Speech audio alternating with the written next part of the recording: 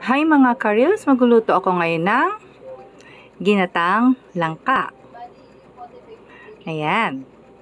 Siyempre, ready na natin ang ating mga kakailanganin. Unahin natin ang langka, bagong alamang,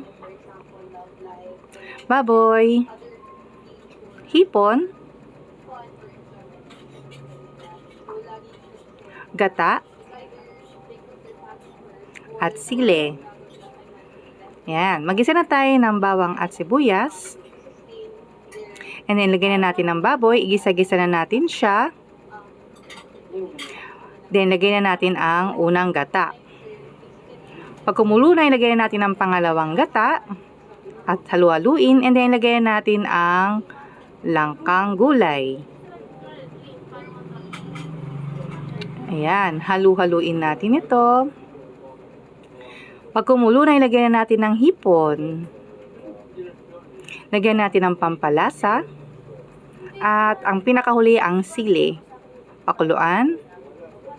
Ayan, luto na. Tara, kain tayo. Thank you for watching. Bye-bye.